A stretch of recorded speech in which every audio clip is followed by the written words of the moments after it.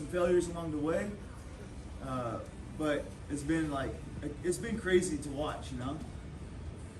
When me and Taylor first started this gym, I never thought I'd be on a roller coaster that we've been on. You know, I never thought the room would be as tough as it's gonna be. I never thought we'd have the friendships that we would have. I never thought guys would be moving from North Carolina seeking out a jiu-jitsu academy and like meeting people. I never thought we'd have guys coming from China to train with us, or Pennsylvania wrestlers to come in here on these mats and train with us, or cops in the area, or Austin Bowman. I never thought Ashley Bowman's little brother would be training with. You know, like life is crazy, you know. And that's like the whole theme of this year. That's like how crazy this journey has been. And I remember, I don't want to make this too serious, but I want to break it up and have some fun with it. So I'm gonna share like a couple funny stories from both of the boys that I have, and then I'll let Taylor do this thing. But one of the funniest things I remember is like I had Damon when he first came in. And by the way, Damon and John did not have a lot of fans when they started training. They did not. Like, they came in tough and nobody liked it. Every night I heard, it's like, who's that Damon kid? I can't stand his ass. Who's that skinny guy? He pisses me off. I remember John Wick, he took down Coach Schuler, and I never heard the end of it, bro. I never heard the end of it. Logan, but everybody was like, we don't like them. And me and you both were like, wow, Damon's funny. John's not much, but he's good. You know? Yeah. Oh, yeah. One day, Damon came and trained with me 6 a.m. I talked him into it. He's not about that, though. I got Damon to wake up early with me. He did 6 a.m. We took a nap on the carpet together. And then we started training again, and we started drilling barambolos. And there's literally a piece of quesadilla that fell out of his gi and rolled across the mat. I was like, what the hell is this kid doing? This 22-year-old chubby little country kid. No, when it comes to hard work, I don't think anybody can display that more than Damon. You know, every single night at 6 p.m. he's here. Every single night at 7 p.m. he's here. I don't know if I've ever seen Damon leave after 6 p.m. class, ever, in the past 3 years. No matter, like, there might have been like one time where he's like feeling like crap, and like everybody could tell it. He was snotting everywhere, and Damon just go home. You know, but like, he's not training full time like the guys in his division are, but he's training harder when he's on the mats than those guys are. I guarantee you that. And it just goes to show, you know, the work ethic, the drive, the determination, the discipline, all the good attributes you possess, and we all know that. You know, we all know. It's ridiculous. Like the amount, like he never any rounds off. It doesn't matter if Vandelay approaches him, and then Daniel Crockett approaches him, and then John Wick approaches him, and then me and Taylor approach. He's never gonna say no. I'm tired. Hey, I'll give him my best shot. You know, so that's like the most inspirational, admirable thing about Damon that I can think of in my head when it comes to jiu-jitsu. Just, you know, the amount of work that he is not afraid to put in, the amount of things. Also, I will say this: the most respectable athlete on these mats, like without a doubt, the most respectable. If I show a technique, he's never gonna question it. He's never gonna say, "Oh, I do it this way." Or I saw John Denher do it this way, or I saw a YouTube guy do it this way, right? Or he's never gonna drill something I don't show, right? So when I see an athlete doing those things, like what Damon does, like everything I show or Taylor shows, he does exactly to a T and tries to do it exactly like me and Taylor. But that's a big sign of respect as an instructor, right? Because because that means like he has doubtful faith in what we're doing, right? Off these mats, Damon's smarter than me in almost every single way. But on these mats, Damon respects me because I've been in the game for a long time. If there's one thing I think I know is jiu-jitsu, right? And I think Damon, as my athlete, as my assistant coach, he knows that and he understands that. And that's a very powerful thing that I can have as a coach, as an athlete that respects me. There's a lot of guys who I show technique and they're off doing their own thing. Like, okay, oh well, you think you're better than me, that's fine. You know, we'll roll on and see who's best. But I know what I'm doing, you know, and guys like Damon, they do that, you know, they understand that, they respect that, and they never, ever, there's no second. If I tell Damon he's got to go with so and so, and don't miss this and hit this position. Yes, sir.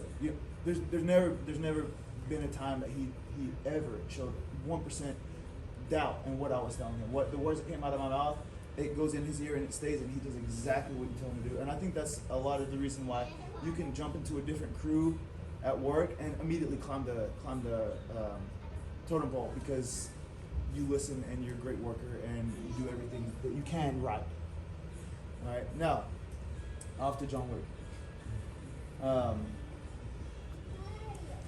It's funny, like I remember John Wick hit this. He like came in and was hitting crazy moves already. Like he was doing like MNR ankle picks and crazy like stuff. Like the kid that came in with a ton of talent, you know. And to be able to harness that talent and to turn it into something real. A lot of people are talented, but when you can actually turn that talent into something like fruitful, you know, that's what John Wick has done.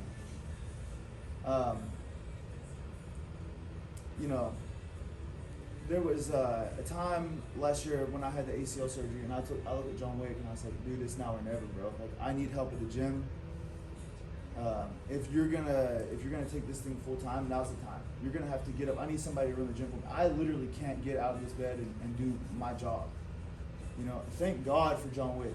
John Wick, like, he was working on interstate, not a very safe job for somebody his IQ level. He's one of the smartest guys I've ever met, one of the most humble as well. But for him, what he was doing at the time on the interstate is like sacrificing his life for a paycheck. Right? It's dangerous. For those of you who don't know, John Wick was like, he had to run like, he's the guy that got the deer off the interstate or got the trash. You know, he was doing that kind of really dangerous. So we had like a big talk, and I'm sure his family wasn't super for it, just like my family wasn't super for me transitioning to jiu-jitsu. But now we see like it was worth it, right? So anyways, John Wick moved in here. He's got a room back there. You know, sleeps at my house a lot of the time. Never miss class, never miss 6 a.m., never miss 11 a.m. No matter how many times I put the beat down on him, always show back up and do these things. For about a year now, it's been me and John Wick training together, like every single day, you know. But there's one thing I would like to say, like, yeah, I raised the world medalist at my gym. I put work into him, but I can't, because I'd be taking away from him, you know. Because John Wick and Damon both have something that is extremely rare to possess, and that's mindset. You know, I'm not scared to say that one of the weakest attributes I have is my mindset. My mindset sucks. When the going gets tough, I question myself every single time.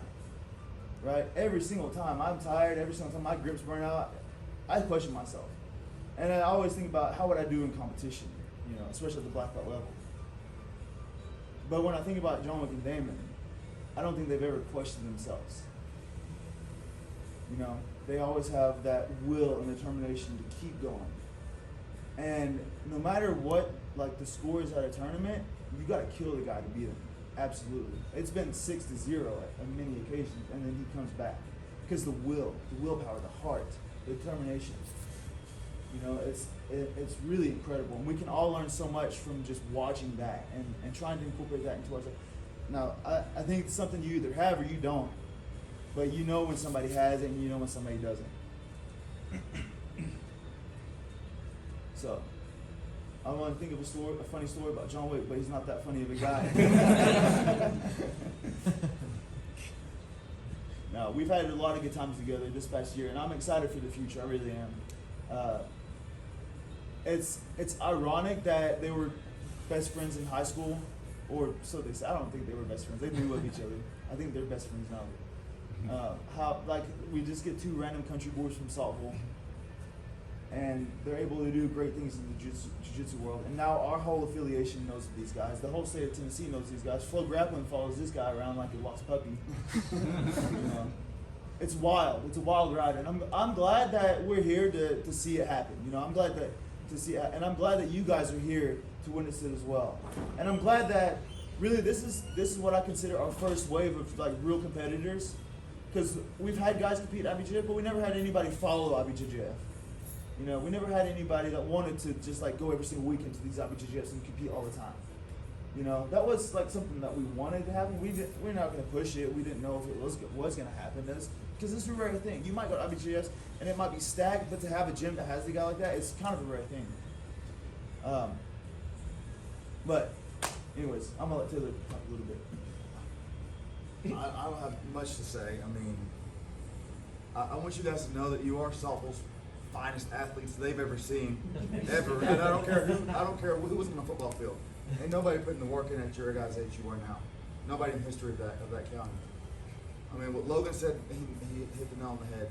I remember the day you guys came in, and I think John Wick and I talked about this just the other night. It didn't take long I didn't remember this, but it didn't take long for me to go over to John Wick and be like this.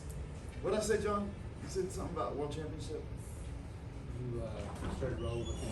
You said, John, why don't you become a world champion? Yeah, I said something like, I could feel it and know it, and I could taste it, smell it, and breathe it. So, you know the old saying, but I remember I looked at him and I was like, man, you should be world champion, or you should try to be world champion, you know? And we're not there yet, but we're one step closer. And same for Damon, you know? So guys, let's keep going. And you can basically say goodbye to the blue belt tonight because you're going to get your purple belt, and Worlds in June 2022 a purple belt. Sounds pretty damn good to me. Mm-hmm. So guys, let's give a round of applause for John.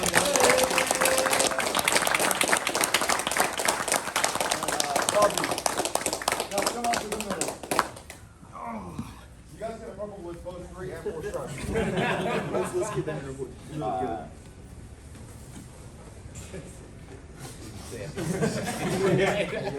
Brazilian accent for the rest of the weekend.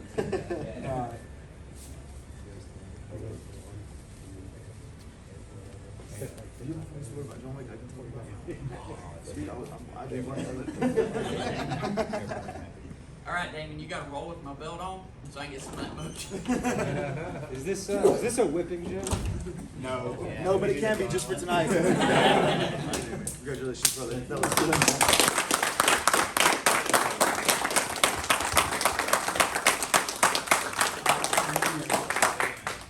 I think we're just sending you back down to white belt.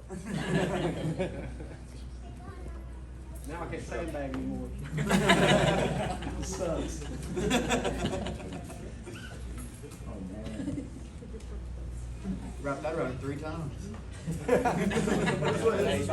Yeah. I have 2 A2s. I tried to get them here today, but they be here tomorrow. So.